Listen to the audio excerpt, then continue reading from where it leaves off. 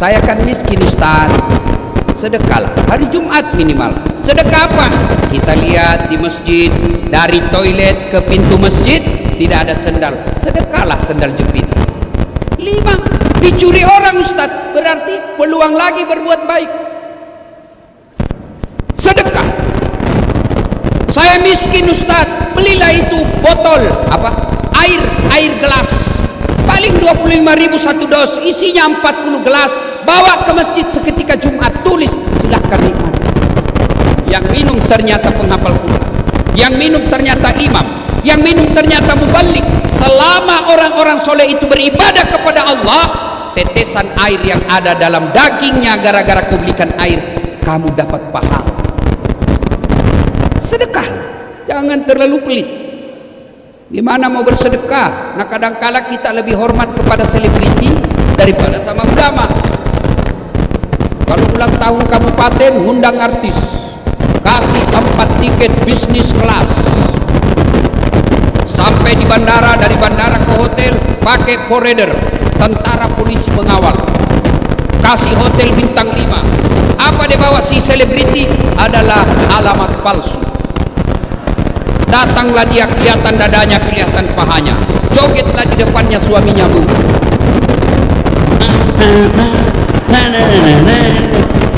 Enggak juga, dipegangnya kita pahanya, Pak, dikasih lihat-lihat saja. Pulang kasih uang 100 juta.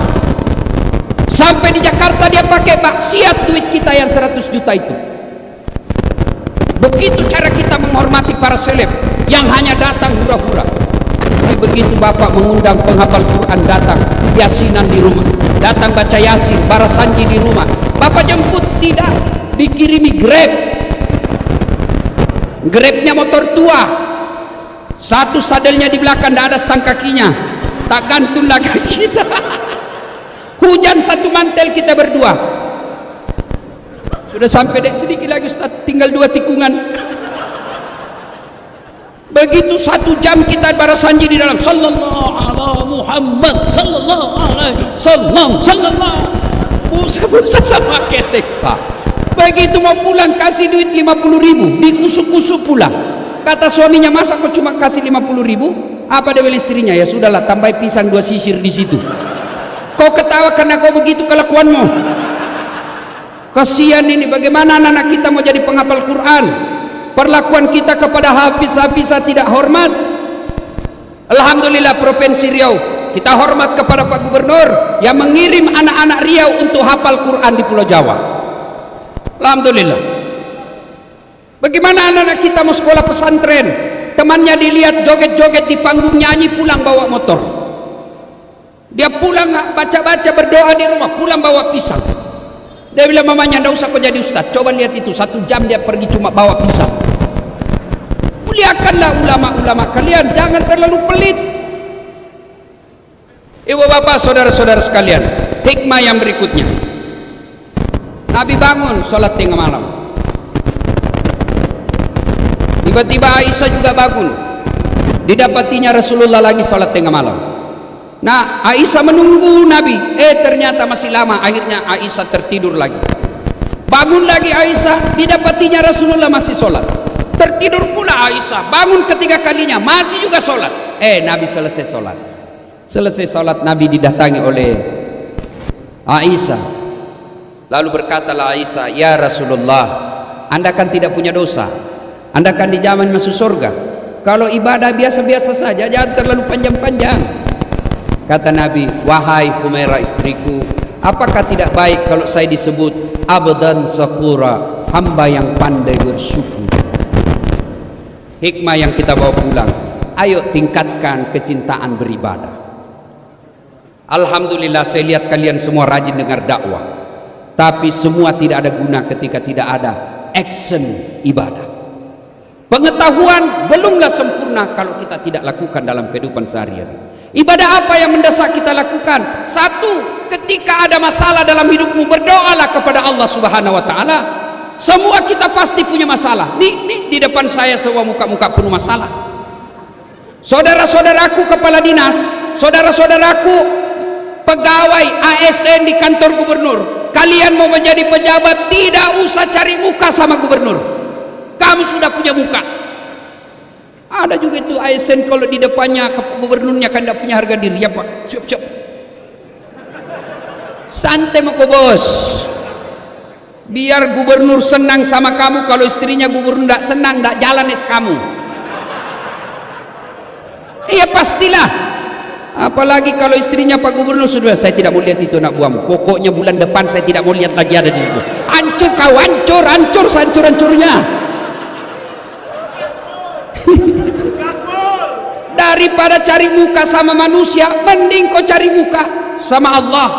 Ada anggota kepolisian di sini yang hadir, tidak usah cari muka sama jenderal. Jenderal ada pensiunnya, jenderal ada mutasinya. Kalau di depan Kapolda, jawab. Mana ada anggota yang tidak takut sama Kapolda?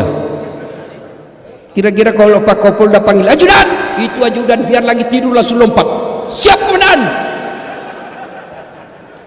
Coba, sehebat-hebatnya Kapolda pasti takut juga sama istri.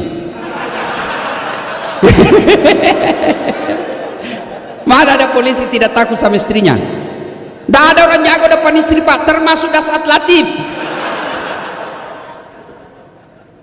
Itu polisi, dia bilang polisi teman saya, sebenarnya kami ini Ustadz tidak takut sama istri, cuma istri selalu melapor sama istrinya komandan, dan komandan juga takut sama istrinya. Daripada kalian cari muka sama gubernurmu, cari muka sama kapoldamu, sama danremmu, sama sekdamu, lebih baik kau cari muka kepada Allah. Gimana caranya? Berdoalah kepada Allah, minta kepada Allah. Kalau Allah yang kabulkan doamu, tidak ada artinya kekuatan manusia. Saudaraku, kau mau sarjana, sudah sarjana mau cari kerja, jangan nyogok. Kau demo kiri kanan, jangan korupsi. Begitu kau sarjana mau jadi pegawai, kau nyogok. Apa hebatnya pegawai negeri? Nyogok kalian 100 juta mau jadi polisi, sampai 300 juta, sampai pensiun kau tidak bisa kembalikan uangmu itu. Mana ada pegawai negeri tidak ada utangnya di koperasi? Tunjukkan saya. Kenapa kau tahu? Saya juga pegawai negeri. Udahlah, kau sarjana tidak harus jadi pegawai negeri, kau sarjana tidak harus jadi polisi, tidak harus jadi ASN, kau jadi pengusaha, kau jadi anggota DPR pun boleh. Adik-adik yang sarjana, kau pulang kampung, masa kau tidak bisa dapat di kabupatenmu 1.500 suara, 1.500 suara, insya Allah kau duduk di DPR. Perbaiki negaramu, jadi anggota DPR yang jujur. Kalau kau waktu kuliah kau demo pejabat yang korup, begitu kau menduduki jabatan, kau aplikasikan protesmu yang korup itu. Tidak mesti kau jadi pegawai negeri hanya nyogok. Saya mau jadi pegawai, boleh, tapi jangan nyogok. Minta tolong kepada Allah, Allah kabulkan, tidak ada yang bisa hilangkan namamu. Hak kuliah kita. Saya punya pengalaman, dulu dihilangkan berkas saya. Alhamdulillah, terpilih juga kalau Allah yang mau. Tak ada yang mustahil di sisi Allah. Berdoa kepada Allah. Sudah berdoa, belajar, tidak lulus, percaya yang kau tempuh itu, yang kau minta itu tidak baik buat kamu. Tamat SMA saya daftar Rakabri, tidak lulus. Kenapa? Ceper. Tidak cukup tinggiku. Saya protes, ya Allah, kenapa kau lahirkan saya dalam keadaan pendek? Kau tidak rugi jadi Tuhan kalau kau tambah 2 senti saja. Teman saya lulus Pak, sekarang dia polisi reserse di Polda Sulbar, Sulawesi Barat, pangkatnya 1 bunga, kompol. Saya lulus jadi ustadz, pakai baret putih, dia pakai baret merah. Alhamdulillah, dengan baret putih yang saya pakai, mulai baret hitam sampai baret merah, ku caramai kau semua, termasuk Jenderal Bintang 2 malam ini ku caramai. Maka saudaraku yang tamat sarjana, kau ikuti proses penerimaan ASN, tapi jangan kau sogok. Cintai dirimu, cintai negerimu dengan tidak terlibat sogok menyogok. Kalian marah kalau ada pejabat korup, kalian marah kalau ada gubernur korup, kalian marah kalau ada anggota DPR korup, tapi kalian terima sogoknya ketika mau dipilih. Kalau kalian mau membutuhkan pemimpin yang bersih, jangan kau terima uang sogok. Coba kalau kalian mau, tidak ada biaya politik yang mahal, tidak ada beli partai, tidak beli kursi, tidak ada tim sukses, maka semua anak-anak Provinsi Riau yang cerdas bidang pertanian, yang cerdas bidang pertandangan, yang cerdas bidang kesehatan, mereka berlomba-lomba menjadi pejabat-pejabat yang cerdas dan bersih. Maka membersihkan negara kita ini, bermulalah kalian jangan terima uang pilkada. Kalian juga calon pemimpin, jangan kau sogok rakyatmu. Kalau rakyat tidak mau menerima sogok, pejabat yang mau jadi pejabat lagi tidak menyogok, maka terbentuklah sistem pemerintahan yang bersih, yang insya Allah rakyat itu menikmatinya. Kalau kau minta 300.000, satu kali aja makan coto sop saudara Bugis Makassar habis. Begitu mereka tidak datang lagi melihatmu, kau bilang, kenapa ini anggota DPR tidak pernah lagi datang? Dia bilang apa? Untuk apa saya datang? Saya sudah bayar kau 300.000. Nah, ibu bapak, saudara-saudara sekalian, berdoalah. Berdoa. Ibu-ibu ada masalah dalam rumah tangga, berdoa. Adik-adik mau kuliah, mau kerja, berdoa kepada Allah. Dan berdoa tidak harus bahasa Arab. Berdoalah. Ud'uni astajib lakum, kata Allah. Berdoa kepadaku pasti saya kabulkan. Itu janji Allah. Maka begitu kalian menghadapi masalah dalam hidup ini, berdoalah seperti yang dicontohkan oleh Rasulullah Muhammad sallallahu alaihi wasallam. Dan pada akhirnya, semua yang kalian dengar, semua yang bapak-bapak tahu dan dengar malam ini, semua tidak ada artinya ketika tidak mendirikan sholat 5 waktu. Bapak bangun satu masjid karena dermawan. Bapak sabar dalam rumah tangga, sabar menghadapi istri, tapi tidak sholat, semua kebaikan-kebaikan itu tidak ada gunanya. Puncak kemaksiatan kita kepada Allah adalah melelehkan sholat, dan puncak penghambaan kita kepada Allah adalah sholat. Artinya apa? Orang kalau ibadah yang lain boleh kegiatan lain.